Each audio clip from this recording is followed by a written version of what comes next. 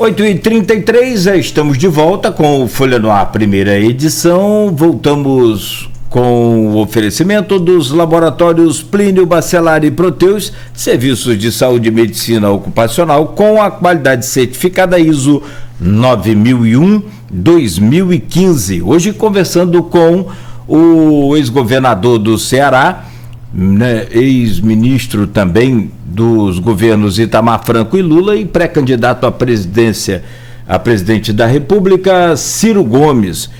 Posso voltar com você, Arnaldo, nesse bloco agora, por favor? Deixa eu falar um pouco. Tem um assunto que o Ciro comentou lá no primeiro bloco com relação às manifestações do próximo domingo. São manifestações que são convocadas pelo MBL, a priori, que foi um movimento que também convocou as manifestações de rua que levaram ao impeachment da presidente Dilma. Essa estratégia do PT, tanto a nível nacional, aqui em Campos também o PT ontem se manifestou que não vai às ruas porque é um movimento do MBL, é um movimento que tem que ser esquecido, esse passado tem que ficar para trás pensando numa agenda futura, pensando numa ampla aliança de forças democráticas? Vamos entrar na casa de uma família da periferia de Campos. Vamos entrar na casa de uma pessoa da periferia de Campos, como eu tenho procurado fazer, e estou mostrando nas minhas redes o que é a vida real do povo. Essas pessoas estão desempregadas, essas pessoas estão vendo a energia subir de um jeito tal que não podem pagar, vem a companhia de energia e corta a energia. Essas pessoas estão cozinhando uma vez por dia para fazer a comida toda de uma vez só, porque o gás está impagável, e guardam a comida para comer fria ou esquentando no micro-ondas, que vai cair na conta de energia. Essas pessoas estão desempregadas, essas pessoas estão humilhadas no SPC, e o país está completamente paralisado por uma agenda sectária, radicalizada, não é? De ódios e paixões, antecipando 2 anos praticamente a sucessão federal e antecipando sem debater esses problemas. O desemprego, a carestia, o jeito de consertar o preço da gasolina, o jeito de consertar a volta dos empregos, etc., etc., porque o Bolsonaro virou o chefe da baderna do caos social e econômico, e o Lula vive, né, do quanto pior, melhor. Quanto mais desastrado for o Bolsonaro, melhor acha o Lula e o PT, porque a vida inteira foram nisso, sempre fizeram uma aposta no quanto pior, melhor dos outros. Mas então, vamos ver agora, nós precisamos interromper isso. Como é que a gente interrompe isso? Não é porque o governo é ruim, é porque cometeu crime é com o impeachment. E o impeachment exige 3/5 da Câmara Federal, Arnaldo.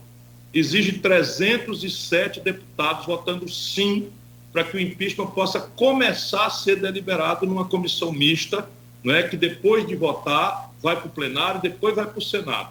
O do Collor foi muito rápido. O da Dilma durou 8 agônicos meses. Não é? Então, o Brasil precisa deslindar isso. Ou seja, e nós da oposição só temos 130 votos. Meu irmão, raciocine. Vamos raciocinar sem paixão. Nós só temos 130 votos e temos obrigação de interromper a agonia do nosso povo, restaurando a governança do país. Porque o impeachment é a única forma da gente resolver isso, ou então nós vamos nos arrastar com esse cadáver político que é o Bolsonaro, criando caso todo dia, agravando, aprofundando os problemas até lá na frente, para o Lula ganhar a eleição na lambança, sem explicar nada, sem propor nada, sem assumir compromisso com nada nem com ninguém, e reproduzindo as mesmas velhas práticas de ladroeira, de compadrio e de demagogia, de promessa mentirosa, só que o Brasil mudou muito profundamente. O problema hoje é o mais grave da história. Então, se isso for verdade, nós da oposição temos obrigação moral com o Brasil de dialogar com a direita. E dialogar com a direita não significa concordar com ela em nada. Significa fazer um acordo na única providência que nós podemos fazer juntos hoje, que é o impeachment já, para abreviar a agonia e o sofrimento da nação brasileira e punir os crimes de responsabilidade do senhor Jair Messias Bolsonaro. Quem não entender isso não está a serviço do Brasil, está a serviço do seu ego. Como é o caso do Lula, eu volto a lembrar, o Lula ficou contra o Itamar, o Lula ficou contra o Tancredo, o Lula ficou contra o Plano Real. Por quê? Porque se não for ele, depois ele de novo, o Brasil que se ferre, porque ele vive disso. O Brasil tem que se desastrar para ele se oferecer como pai da pobreza, o grande amigo dos pobres, numa grande mentira. Uma grande mentira que outra ocasião a gente explica por quê. O Lula manipulou a taxa de câmbio, criou uma onda de consumismo e quebrou o Brasil. Veja, quem quebrou o Brasil não foi o Bolsonaro, foi a Dilma. Caiu 7% o PIB brasileiro. Nunca houve isso na história do país em 2 anos. A Dilma botou o Levi, a Dilma botou... Percebe? A direita não pode confraternizar com a direita. Cara, o Lula estava agarrado agora, essa semana passada, com o Renan Calheiros. Agarrado com o Eunício Oliveira. Se fosse sincero, o PSB, nossos companheiros, votaram no impeachment da Dilma. O Renan presidiu o Senado, que fez o impeachment da Dilma, fez discurso.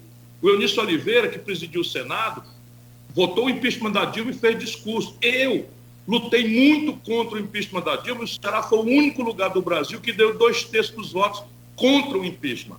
Aliás, o PSOL estava nas jornadas de rua do ano daquele esquisitíssimo 2013 lá, o Vem Pra Rua, o MBL, o PSOL estava junto, contra a Dilma. E aí vem com esse papo furado, nós precisamos respeitar a dignidade do povo brasileiro e cumprir nossa obrigação. Então eu vou para a Paulista dia 12, eu tenho processo contra o MBL, fui processado por eles, tenho diferenças insuperáveis por eles, tinha confusão pessoal com gente deles, e daí? Qualquer que seja o risco, qualquer que seja o sacrifício, eu vou lá cumprir o meu dever, a minha obrigação.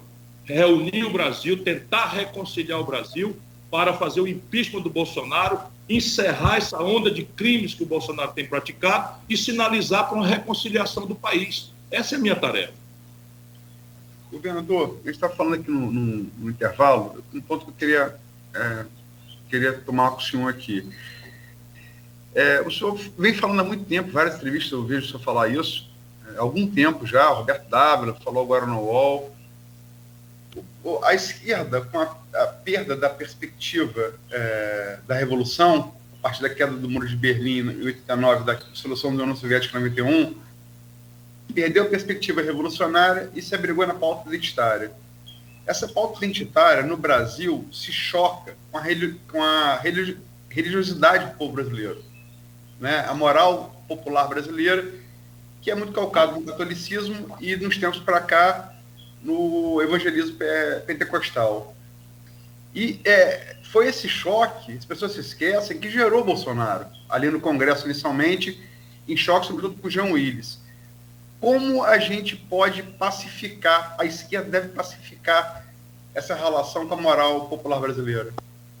Vacinando o nosso povo dessa propaganda estrangeira, que uma certa esquerda pouco lida, que não tem nada de esquerda, a não ser a autorreferência e a goela muito barulhenta, mas absolutamente estéril e vazia, porque praticamente nenhum deles jamais deu um dia de serviço à humanidade, quase nenhum deles. Esses que se arrotam aí, transigência de esquerda, tem nada de esquerda. Na verdade, eles leem, ou de forma eurocêntrica ou americanófila, algumas questões. Então, repare, a sua pergunta traz a semente da resposta. O que é que nós precisamos trazer para o debate? Trazer para o debate aquilo que está ao alcance da política resolver.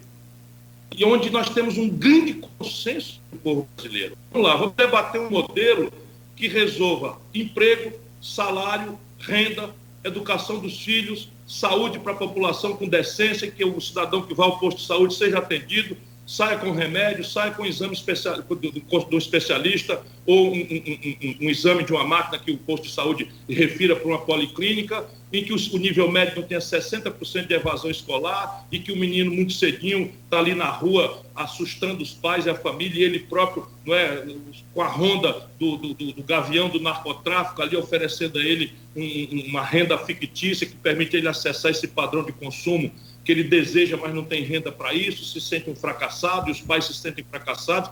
Nós precisamos trazer o povo para discutir isso. O que é que descobriram esses caras da direita? É que se nós formos discutir emprego, salário, educação, saúde, segurança, moradia, 80% do povo vota de forma progressista. Agora, se eu faço, isso é guerra híbrida, se eu faço o inverso, eu troco na cabeça do pobre desempregado de Campos, que entra no ônibus, pula a catraca porque não tem para pagar passagem, e o trocador entende, porque ele está indo a procurar um emprego, e 6 milhões voltam para casa e desistem de procurar emprego, e 58 mil homicídios, a pessoa não sabe se o filho ou a filha, na sexta-feira, quando sair de casa para o baile funk, vai voltar inteiro, ou se vai ser chamado para o necrotério. Essa é a vida do povo. Enquanto isso, você com bucho cheio, com plano de saúde bem pago, não sei o que, tá, a rota que é de esquerda, e dando a fazer do povo a percepção de que o povo é ignorante, de que todos os pastores que prestam um serviço inestimável, Aloysio. Eu venho da luta do povo, Ninguém me ensinou, a minha universidade não foram os bancos da extraordinária escola pública que eu tive, foi a favela, foi a praça, sabe? Eu encontro mães dizendo que o pastor emprestou o dinheirinho para ela pagar o traficante que ia matar o filho. Os templos hoje evangélicos estão servindo de verdadeira agência de emprego, em que o pastor liga para o mestre de obra e diz: me arranja uma vaga de servente, bota lá na placa, na porta do templo, tem vaga de servente, tem vaga de pedreiro, tem vaga não sei de quê. E, além do que, o nosso povo tem uma formação cristã que me é comum. Agora nós vamos dizer que isso é ignorância, como faz essa gente? Agora nós vamos dizer que o nosso povo todo é ignorante e nós, os valentões, déspotas, esclarecidos, de cima para baixo, vamos ensinar para o povo o que é progressismo? Eu estou noutra. É o que eu estou lhe dizendo. No Rio de Janeiro existiria o Sérgio Cabral e tudo o que aconteceu se não fosse o apoio entusiástico do Lula, que, aliás, também apoiou o Crivella. Vem com esse papo agora, está querendo enganar quem? Chega, não é? Vamos em socorro do nosso povo, vamos trabalhar a agenda do povo. E aí, o que for consenso, a gente constrói um ambiente em que nossas questões identitárias, todas sérias, todas importantes, serão tratadas com aquilo que tem que ser: tolerância, respeito à diversidade, respeito à diferença, maturidade no debate. Nem tem nenhum problema. Aliás, eu estou fazendo esse debate com os pastores evangélicos e estou propondo para eles: me ajudem. Não é? Qual é a experiência que os senhores trazem? O aborto é uma tragédia. É uma tragédia humana, é uma tragédia emocional, é uma tragédia de saúde, é uma tragédia, sabe, familiar. Como é que a gente faz diante dessa realidade? Como é que a gente faz? Em vez da gente ensinar para eles, a gente pergunta para eles. Tem muita sabedoria na nossa população e nas suas expressões morais e religiosas. Eu estou nessa. Ciro, o cenário político está muito polarizado, né? Nós estamos conversando aqui há muito tempo e toda hora falamos em Lula e Bolsonaro. As pesquisas também mostram isso, essa polarização. Você, candidato já pré-candidato agora, terceira vez à presidência da República, né? Como furar essa polarização? Há espaço para o surgimento da terceira via e você se propõe a ser essa figura da terceira via? Olha, eu gostaria muito de falar sobre os problemas de Campos, das potencialidades de Campos, das potencialidades extraordinárias do Rio de Janeiro, mas é natural, especialmente nesse momento, em que pesquisas a conta de 5, 6, 7 por mês. Sabe quanto custa uma pesquisa, Arnaldo? A mais barata por telefone custa R$600 mil. E uma presencial custa R$1 milhão. E só neste país, 2 anos antes da eleição, você cuida de publicar 5, 6 pesquisas. Quem está pagando isso são os bancos. Por quê? Porque a estrutura dos barões, dos super ricos no Brasil, quer antecipar e confinar o debate nessa disputa de egos, para conservar o modelo em que todos perdem e eles ganham. A grande discussão é essa, tentar. Mas isso não se acomoda na realidade brasileira. A rigor, o que está acontecendo de fato é o seguinte: o Bolsonaro foi uma grande mentira, está se desmoralizando e todo dia se reforça a minha impressão de que ele não estará nas eleições. Não estando nas eleições, uma parte do eleitorado que hoje se afirma do Lula perde a razão de votar no Lula, engolindo com casca e tudo as contradições inexplicáveis e repetidas de forma reiterada pelo Lula, que não mudou nada. Pelo contrário, está apostando na mesma coisa, na mesma gente, nas mesmas práticas. O Lula anda no avião, cara. Quem é que paga esse avião? Eu pago aqui a passagem da Gol e sou muito bem tratado por todo mundo e tal, mas o Lula anda no avião para cima e para baixo. Quem paga? Percebe? É a mesma pessoa, as mesmas práticas, as mesmas conexões, não aprende nada e agora acha que o crime compensa. Então, veja, de maneira que o Bolsonaro se desmoralizando, uma parte importante da população brasileira vai se ver livre da tarefa de ter que voltar para o Lula, para a corrupção, para a contradição econômica, para a arrogância, para a conciliação e para a sustentação do Sérgio Cabral no Rio de Janeiro, por exemplo, e vai procurar alternativa. O que é que eu posso oferecer ao povo brasileiro? Primeiro, uma vida limpa. Eu sou um homem honrado. 40 anos de vida pública, nunca respondi por um processo de corrupção. Nunca. Nem para ser absolvido. Segundo, uma experiência que ninguém tem. Não pense que eu estou sendo aqui soberbo. Eu apenas estou apresentando o meu currículo, porque eu sou candidato pela 4ª vez à presidência da República e peço uma chance, como mesmo candidato, ao povo brasileiro para mostrar o que eu posso fazer. Eu tenho uma experiência, cargos importantes, eu administrei a economia do Brasil, fui governador, fui prefeito, sempre saí o melhor avaliado do país. Terceiro, eu tenho um plano.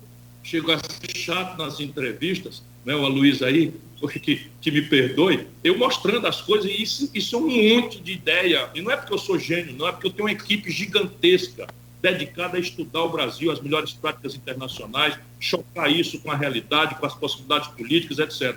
E, por fim, eu tenho um amor, uma paixão, e só isso explica. Só isso explica por que o cara, 3 vezes candidato, não conseguindo, ainda permanece aqui com todo entusiasmo, acordando às 6h30 da manhã, para chegar no Rio de Janeiro, dar uma entrevista para a nossa Rádio Folha.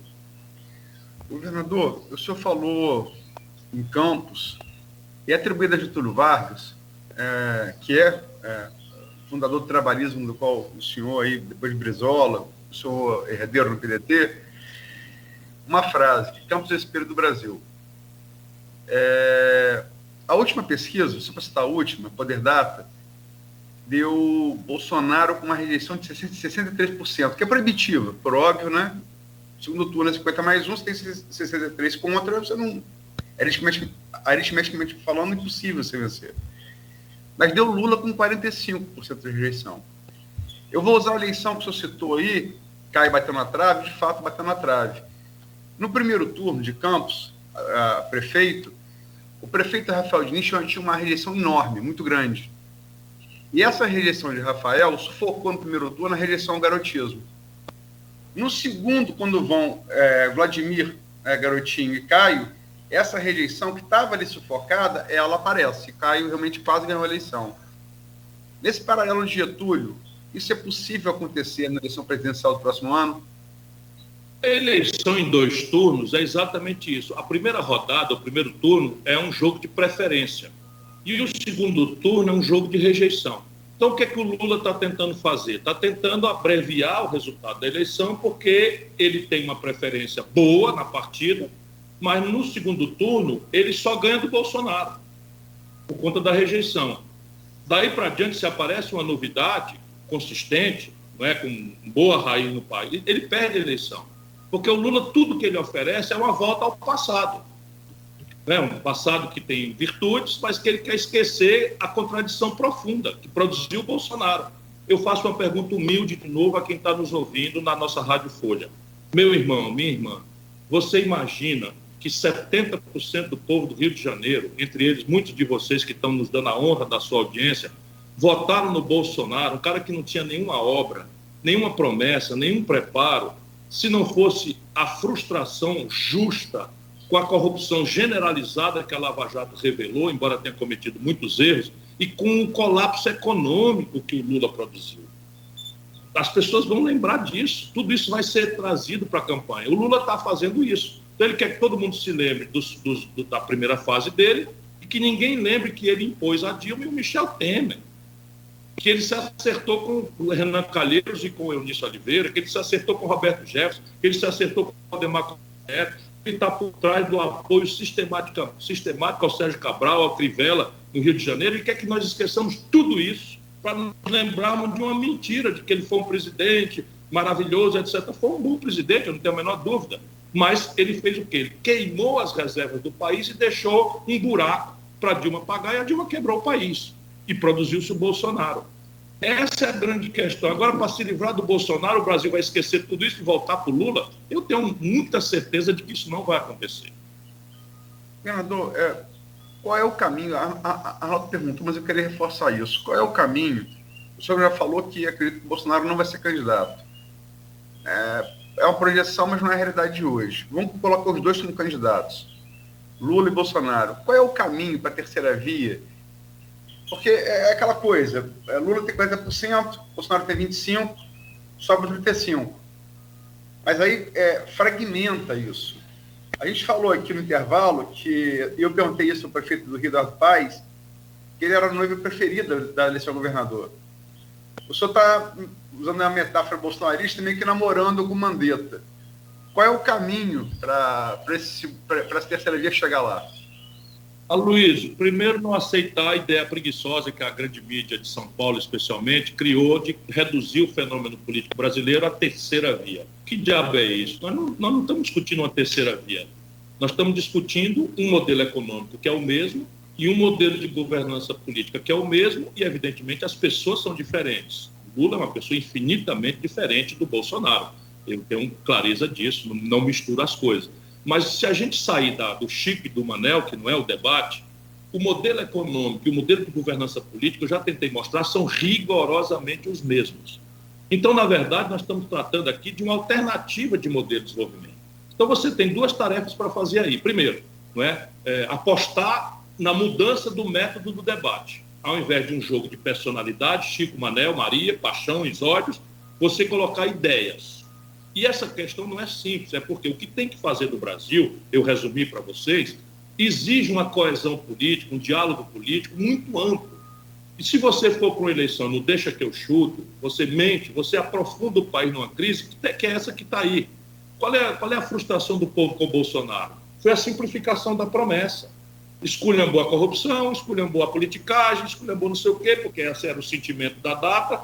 Isso foi orientado por marqueteiros estrangeiros e tal, vai lá e ganha a eleição. Um vazio monstruoso, uma incompetência sofrida e começa a crise sobre crise. Está aí o Brasil afundado na pior crise da sua história e o presidente é o chefe da baderna e o líder do caos econômico e social que o país está vivendo. Acredite, se a gente continuar repetindo as mesmas pessoas, as mesmas práticas, os mesmos vícios, vai dar no mesmo resultado, só que o buraco agora é muito mais embaixo. Milhões de desempregados, o desespero, a fome, atinge 19 milhões de lares, fome aberta. 120 milhões de famílias estão comendo precariamente no Brasil, ou seja, comendo menos do que o mínimo necessário para a saúde das pessoas, entre elas crianças. Não é possível que a gente não ponha isso em perspectiva, em debate, no país que tem a maior produção de alimentos do mundo, o preço dos alimentos está explodindo, inviabilizando o orçamento doméstico do nosso povo. Isso é a realidade que nós precisamos colocar em perspectiva e em debate. Essa é a primeira questão. A segunda é paciência, calma. Nunca antes, vou repetir aqui as coisas que o Lula diz, nunca antes na história desse país, pesquisa feita há 15 meses das eleições acertou nada. Ô, irmão querido, quem é que dava um centavo furado pela possibilidade de vitória do Bolsonaro em 18? Eu sou do ramo, eu era candidato, sabe? Nós todos desconsideramos, menosprezamos a possibilidade do Bolsonaro ganhar a eleição. Nenhuma pesquisa mostrava o Bolsonaro ganhando a eleição, nenhuma sequer. Aí a mentira do PT que o Lula ganharia a eleição, certamente o PT seria a força derrotada. Só quem ganharia do Bolsonaro, vai no Google, irmão querido. Vai no Google, irmã querida. Quem ganharia do Bolsonaro era eu. Mas o Lula precipitou uma mentira, anunciou que era candidato sem poder ser, enganando o povo, porque o Lula não tem compromisso com nada, com verdade nenhuma. É ele e depois ele de novo. Então mentiu para o povo que era candidato e depois que foi frustrado, inelegível, faltando 20 dias, trouxe um cara que tinha sido derrotado para a eleição de prefeito de São Paulo.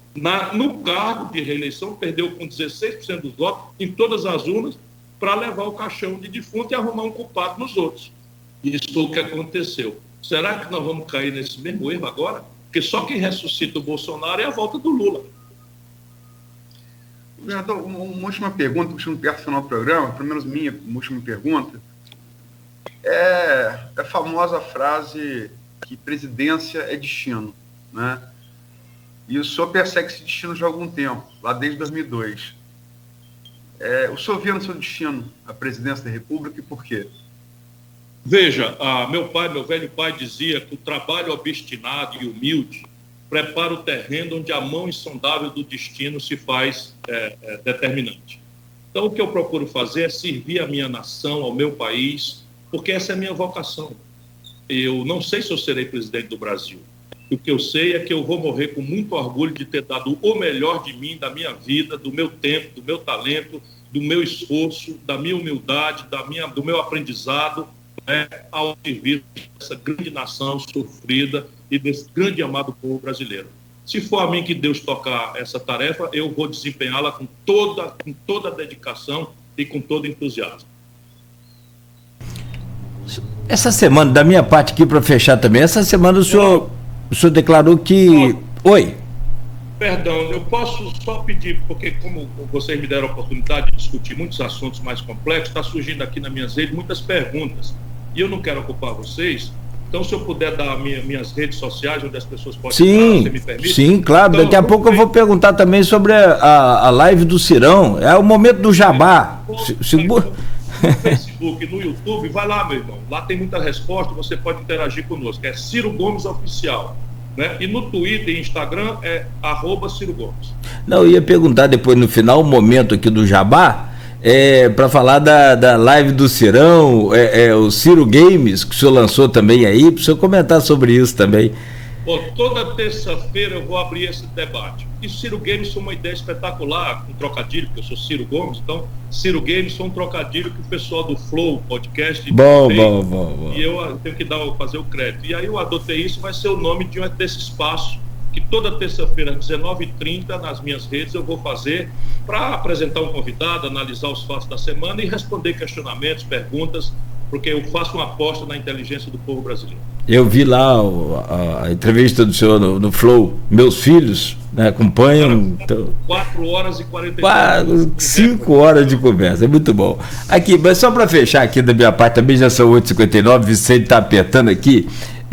O senhor relacionou aí alguns partidos essa semana e eu, ouvindo aqui as colocações do senhor quanto ao Lula, a gente chega a uma conclusão que me parece que meio que não há muito mais caminho para que vocês dois possam seguir juntos numa eventual, né, disputa aí ainda no primeiro turno, ou quem sabe até no segundo turno. Dá para relacionar esses partidos e de fato o senhor já perdeu qualquer esperança de conversar com Lula? A questão não é esperança, eu considero que o Lula virou parte do problema.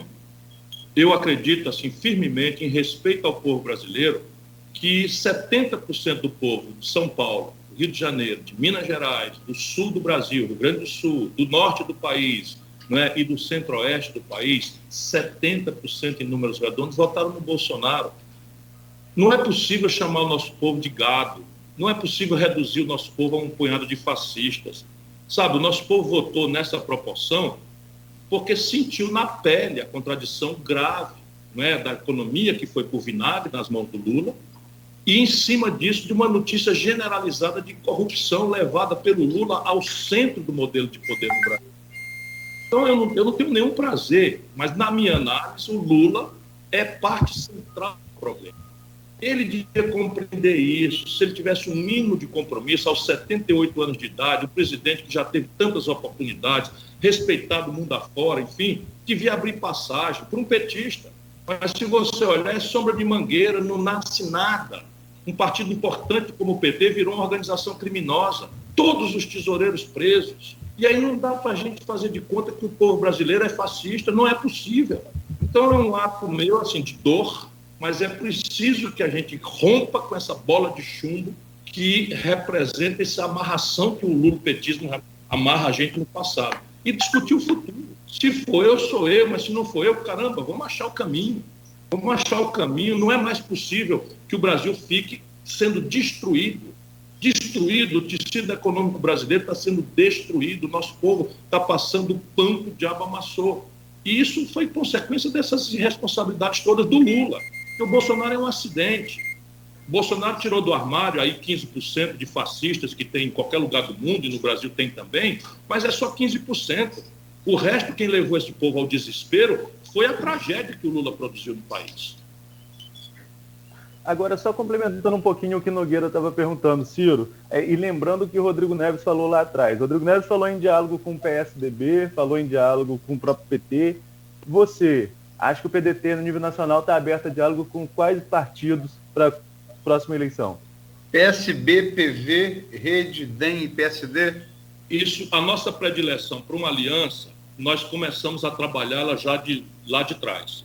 Então, nas eleições municipais do ano passado, nós fizemos uma aliança preferencial com PSB, PV e Rede, que é o partido da Marina, né? E o PSB é o partido do Eduardo Campos, para esclarecer, e o PV é o partido do Pena. Então, nós fizemos essa aliança e, de lá para cá, nós incorporamos o Cidadania, que é liderado pelo Roberto Freire, também nesse diálogo. Então, isso aqui seria um núcleo. E nós também abrimos uma conversa com o PSD, que é liderado pelo Gilberto Kassab, e pelo DEM, que é liderado pelo ACM Neto. Então, nas eleições de 18, só para dar coerência ao que nós estamos fazendo, é a mesma linha de compromisso que nós fizemos. Essa grande aliança de centro-direita a centro-esquerda para suportar um projeto nacional que vem em socorro da família brasileira, no emprego, no salário, na segurança, nas coisas práticas, encerrando a confrontação de Chico, Manel, Maria, baseada no ódio e nos afetos despolitizados que estão destruindo a nossa economia e levando o nosso povo ao desespero. Vamos ver se eu consigo, né? Vamos ver se eu consigo isso. Isto é a tarefa. Para governar, entretanto, naquelas 4 grandes reformas, eu não tenho restrição de conversar com ninguém. O Brasil não cabe no gueto de uma pequena esquerda. O Brasil precisa se reconciliar e celebrarmos juntos um novo projeto nacional de desenvolvimento, um novo modelo econômico, comprometido com a produção, comprometido com o trabalho, encerrando a crônica de especulação financeira e atacando o coração dos nossos problemas, que é a miséria de massa, a concentração de renda, o racismo estrutural, a discriminação das mulheres. Governador, quero agradecer ao senhor aqui em nome de toda a equipe do Grupo Folha da Manhã de Comunicação, dizer que é uma honra poder recebê-lo aqui e que sempre será, né, bem-vindo aqui a este programa. Espero em breve, quem sabe, né, numa nova oportunidade, mas será sempre bem-vindo. Muito obrigado pela entrevista, muito obrigado, né, pela longa entrevista, né, digamos assim, e espero que o senhor tenha também gostado. Tenha um bom dia, uma boa sexta, um bom final de semana e sucesso aí na sua carreira. Muito obrigado, Cláudio, obrigado, Luiz, obrigado, especialmente muito obrigado pela alta qualidade com que vocês me questionaram. Faço um afetuoso abraço, agradecido aos que nos acompanharam aí, especialmente a família pobre de Campos dos Goytacazes, do Norte Fluminense, de todo o mundo, né, onde chega o potente sinal da nossa Folha FM. Muito obrigado a vocês pela oportunidade. Aloysio. Agradecer ao governador, acho que a entrevista é bastante didática, abordamos vários problemas nacionais, falamos um pouco de Campos do Rio também. Governador, obrigado e sucesso na caminhada. Arnaldo. Eu vou também agradecer ao Ciro e desejar sucesso na sua caminhada. Muito obrigado a todos. Se não tiverem compromisso, presta atenção aí nessa alternativa. Tá bom, governador. Grande abraço. Fica com Deus aí. Tudo de bom. Bom, são 9h06. Nós conversamos ao vivo, então, com o ex-governador do Ceará, Ciro Gomes. Como o Luiz já disse, né, altamente didática e eu acrescento extremamente produtiva, né, Luiz? O Ciro pode ser acusado de tudo, né? Menos de não ser um profundo conhecedor dos problemas brasileiros. Eu acho que talvez seja a grande distinção positiva dele aos demais candidatos, inclusive o próprio Lula, que tem uma compreensão muito genial. Lula é genial, essa minha compreensão instintiva que ele tem, né, nos anos de sindicalismo, mas assim, com profundidade de estudo da realidade, de discussão. Eu acho que, sem sombra de dúvida, Ciro, gosto ou não dele, mas é uma pessoa que tem conhecimento profundo da realidade brasileira. Eu, Arnaldo e você estamos estudando aqui a pauta aqui, acho que desde ontem, e o nosso conhecimento talvez não roço dele, é difícil.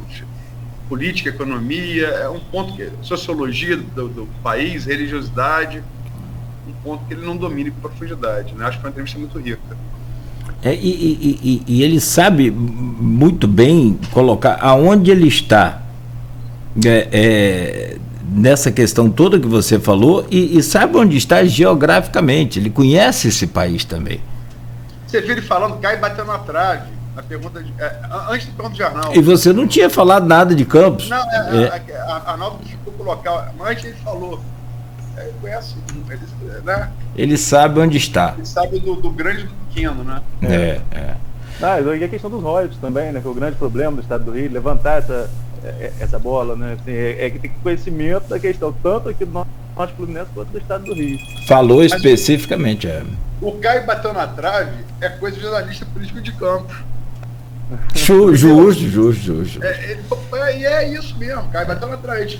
Mas nós que falarmos isso é uma coisa. E ele sabe isso de campos, vamos combinar, ele deve saber de todos os municípios médios brasileiros. Sim. Né? Como campos. E aí você vê a extensão do conhecimento que o cara tem do país, né? E é preciso muito. Eu acho que isso não se vale aqui como nenhum louro aí para acrescentar em sua campanha, pré-campanha, não é nada disso. Não, pelo contrário. Exatamente uma avaliação que a gente sempre faz quando a gente conversa, assim como fizemos com a Marina também, né, comentamos sobre cada colocação e posicionamento dela, que aliás, inclusive, estará amanhã também no jornal Folha da Manhã, né, o Arnaldo e Aloysio? Toda essa repercussão dessa entrevista e a cópia dessa entrevista também, né? Um apanhado sobre toda essa entrevista aqui. É um resumo. É um resumo, né? A entrevista toda. Porque 2 horas vai dar um livro, né? E aí eu desejo aquele bom descanso para você e depois eu quero chutar minha canela aqui. Mas eu e o Arnaldo temos nossa vingadora, como você deseja bom descanso. Gente, eu só queria fazer um registro aqui que eu queria ter feito no primeiro bloco, que eu acho importante para a nossa região, que é essa questão da NTT ter liberado aí para a autopista fazer uma nova licitação para o uso da BR-101. Eu acho que é um desrespeito com nós que somos contribuintes, né? Que vemos que a licitação aconteceu durante esse período todo, as obras não foram entregues, tem obras prometidas, inclusive, no perímetro urbano de Campos, e agora a autopista vai sair e outra empresa vai ter que entrar aí numa licitação. Acho que é um desrespeito com todos nós, utilizamos a BR-101, sobretudo com pessoas que utilizam todo dia, pagam esse pedágio, pessoas que já sofreram graves acidentes, esperavam essa duplicação toda da BR, a estrada do contorno, que é extremamente importante, mas tudo isso vai ficar para trás e uma nova licitação vai ser feita. Eu concordo integralmente, Arnaldo. Vi hoje de manhã, mas aí já estava me atrasado para entrar no programa e aí o tempo muito corrido. E vou além. Eu acho que o erro começa no governo Lula, quando foi feito o contrato de concessão e que não colocou no contrato o redesenho da pista, sobretudo no trecho Serrinha, que não é novidade para ninguém, onde mais morre gente nesse trecho Campos Rio. O trabalho ele é muito sinuoso, ele vai acompanhando os morros do Imbé. Uhum. Quando o correto era você abrir uma linha reta, você tornar ele mais retilíneo, né? Eu acho que o erro está lá atrás e ele vem tombando e agora não é aquela coisa, né? A noiva largada no altar. Usamos aí a noiva para dar paz. A sensação que nós temos, enquanto cidade e região, a noiva largada no altar. Tenho a impressão que ficou a parte pior, né, Arnaldo e Aloysio, para que seja feita também. Eu tenho essa impressão. E eu me lembro, não sei se vocês se recordam, aquelas manifestações no início dos anos 2000, fechava-se a BR porque era terrível. Dificilmente passávamos aí uma semana sem uma tragédia nesse trecho que você citou muito bem, Aloysio, que é a Serrinha, que é Ibitioca. Ibitioca é aquela curva ali também até hoje, né?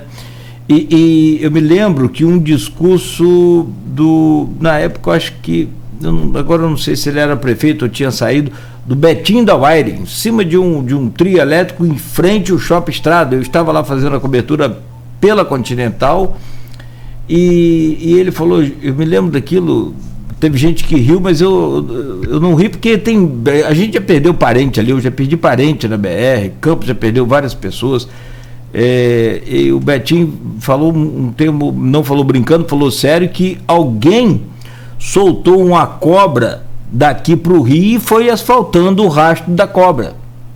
Esse é o desenho da BR-101 como era. E esse trecho aí, que tem essa cobra realmente que você falou aí, circulando, contornando aí o Imbé, né, é de fato mais perigoso e está aí agora para a gente continuar pagando caro e colocando nossa vida em risco. Lamentável. Bom, se vocês não tiverem mais nada aí a acrescentar, são 9h13. Vamos àquele momento do fechamento do programa e eu desejar a vocês um bom descanso e um bom final de semana, mas sobretudo quero aqui agradecer a todos que participaram conosco, a todos que, né, deixaram aí as suas perguntas e infelizmente aquela coisa, a entrevista é viva, é dinâmica, a gente fica aqui, né, no corre-corre e acaba, né, não tendo tempo de replicá-las exatamente como são postadas ali, mas são todas abordadas aqui dentro do que a gente propõe no programa. Então peço desculpas, mas agradeço enormemente, tanto lá no grupo de WhatsApp quanto, né, que é do programa e do blog Opiniões, quanto também no Facebook, a todos o nosso carinho eterno e agradecimento, né, grandioso. Então, desculpa. Depois não, Luiz, eu ia te pedir aí para fazer o fechamento também e agradecer a você, né, por essa semana extremamente produtiva. Agradecer demais aí a você, Cláudio Nogueira, ao Arnaldo Lento, a Luiz Barbosa, o bom, não, eu sou ruim, né? Ele era o bom. Dizia que jornalismo é sempre trabalho coletivo, ou então é nada, né? Acho que foi um bom trabalho, temos feito um bom trabalho, não podemos nunca perder nosso caráter de veículo, de grupo de comunicação, veículo e grupo de comunicação regional, mas dado a gravidade do quadro que o país está atravessando, eu sinceramente, estou com 49 anos, eu não me lembro de um momento mais gravoso nacional, não me lembro. Eu acho que é fundamental a gente estar discutindo também as questões nacionais com nomes que são protagonistas desse quadro nacional, né? Eu acho que Ciro é um deles, Marina é um deles, Eduardo Paes, embora seja prefeito do Rio, é um deles, trouxemos aqui, ouvindo os militares também, o general Francisco Brito Filho, né, Cristóvão Buarque, né, enfim, e não vamos parar por aí. E agradecer demais a vocês dois, né, peço desculpa aqui pelo atraso, e dizer que é isso, gente, nosso trabalho está sendo bem feito e vamos em frente. E lembrar, claro e evidente, que todos os convidados são, né, convidados dessa pauta que você falou, não tem pauta ideológica, direita ou esquerda, inclusive, né, tem se feito contato permanente aí com outros líderes também de outras posições, né, perante essa questão partidária. Então, em breve teremos aqui... Não, estamos tentando o Mourão. Mourão, isso. Já tentamos algumas vezes. João Moedo também. Sim, né? sim. Estamos tentando. Eu não vou adiantar contato também com o Flávio, senador Flávio Bolsonaro.